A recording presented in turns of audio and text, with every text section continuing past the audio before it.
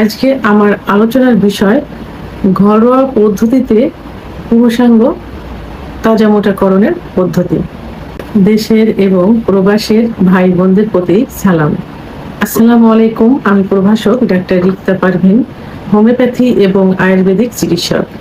অনেকেই এখন একটাই সমস্যা নিয়ে আসে বা একটা সমস্যা নিয়ে কথা বলে, আসলে এটা সমস্যা কিনা জানি না।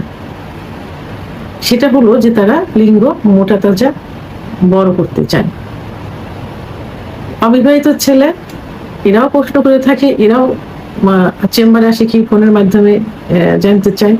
আবার মধ্যবয়সী একটু বয়স্ক যাদের বয়স হয়ে গেছে এরাও কিন্তু একই কথা বলে থাকে যে তারা লিঙ্গ আরেকটু বড় করতে চায়।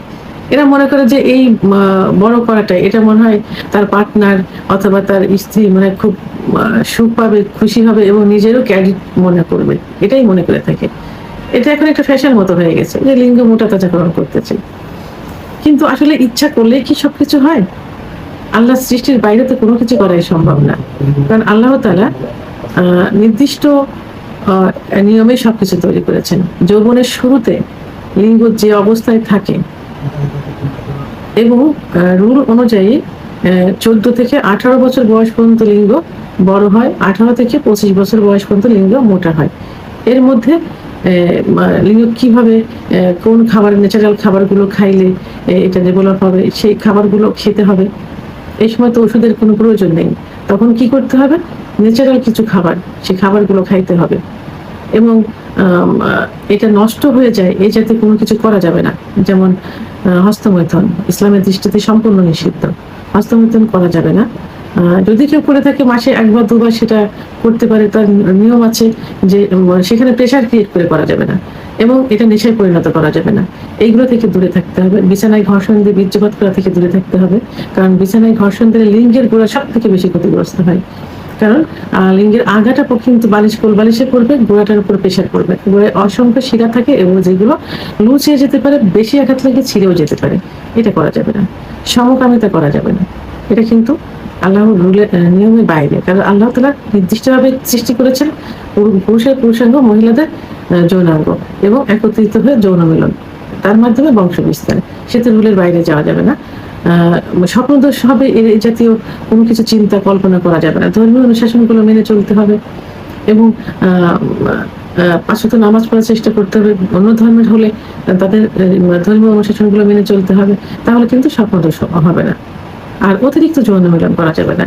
এইগুলো থেকে যদি যৌবনের শুরুতে, অর্থাৎ নির্দিষ্ট যে সময়টা আমি বললাম, এইগুলোর ভিতরে যদি বিরত থাকা যায় এবং সিজনালি যে খাবারগুলো আছে সেই খাবারগুলো দুধ, ডিম, খেজুর, কাজু বাদাম, মধু, ঘি, এইগুলো যদি খাওয়া যায়, তাহলে এই নিয়মের ভিতরে 14 থেকে 18 বছর বয়স পর্যন্ত লিঙ্গ স্বাভাবিক নিয়মে বড় হবে এবং 18 থেকে 25 বছর বয়স পর্যন্ত লিঙ্গের যে মোটা, সেই মোটা হবে। তাহলে এই সময়টাতেই বাবা মায়ের অথবা একজন পরিবারের এই বিষয়ে একটু সতর্ক থাকতে হবে। সেভাবেই তার ছেলেকে তৈরি করতে হবে যেন পরবর্তীতে এর সাফার করতে না হয়। এটা কিন্তু নির্ভর করে একমাত্র একটা পরিবারের উপরে। এজন্য পরিবারকে এটা সচেতন হতে হবে বেশি। তাহলে এই সময়টাতে এই নিয়মগুলো ফলো করলে কিন্তু লিঙ্গ মোটা তাজা এমনিতে হয়ে যাবে। তো তারপরেও যাদের ক্ষতিগ্রস্ত হয়ে গেছে, তো অনেকেই চিকিৎসা নিতে চায় না, ভয় পায়, লজ্জা পায়। অনেকে চিকিৎসা নিয়েও হতাশ হয়ে গেছে, অন টাইম বিকল্প ধারা চিকিৎসা, বিভিন্ন চিকিৎসা নিচ্ছে, আরো বেশি ক্ষতিগ্রস্ত হয়ে গেছে। তো তাদের জন্য আজকে আমি 2টা পদ্ধতি বলবো, ঘরোয়া পদ্ধতি। এর জন্য কিন্তু অনেক বড় ধরনের কোনো কষ্ট করতে হবে না। যদি কারোর দেখা যায় যে লিঙ্গ আগে ভালো ছিল, এখন সেটা বিভিন্ন কারণে ক্ষতিগ্রস্ত হয়ে গেছে, ছোট হয়ে গেছে, মনে হয় যে কচ্ছপের মতো ভিতরে ঢুকে যাচ্ছে, চিকন হয়ে গেছে, আগামোটা গোড়ার চিকন, শিরাগুলো ভেসে আছে, লিঙ্গের খর্বতা হয়ে থাকে, তাহলে আমি যে পদ্ধতি বলবো এই পদ্ধতিগুলো ফলো করলে এবং মেন যেটা পুরুষের যে হরমোন থাকে টেস্টোস্টেরন হরমোন কমে গেলে কিন্তু যৌন অক্ষমতা আসে। এর মধ্যে কিন্তু লিঙ্গের খর্বতা এটাও যৌন অক্ষমতার একটা অংশ। যেহেতু টেস্টোস্টেরন হরমোন বৃদ্ধি পায়, এই জাতীয় খাবার প্রতিদিন বাসায় কিন্তু এটা খাইতে পারেন। দুধ, ডিম, খেজুর, কাজু বাদাম, মধু, ঘি, রসুন এবং কালো জিরা, এই অর্গানিক নারকেলের তেল, এগুলো খাবারের তালিকায় রাখতে হবে যাতে হরমোনটা বেড়ে যায়। হরমোন যদি না বাড়ে তাহলে কোনো কিছু কিন্তু সম্ভব না।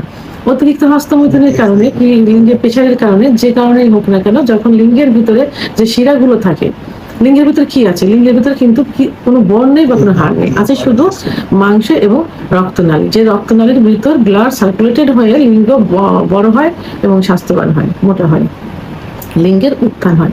কিন্তু যখনই ব্লাড সার্কুলেশন কমে যাবে তখনই কিন্তু লিঙ্গের খর্বতা চলে আসবে। তো এখন পূর্বে এই বিভিন্ন কারণে এবং টেস্টোস্টেরন হরমোন কমে যাওয়ার কারণে লিঙ্গের খর্বতা চলে আসছে। তাহলে অতীতের এই কাজগুলো বন্ধ করতে হবে। ওইগুলো বন্ধ করে কোনো চিকিৎসা ছাড়াই যে ঘরোয়া পদ্ধতি বলবো, এই পদ্ধতি অবলম্বন করলে ইনশাল্লাহ ঠিক হয়ে যাবে।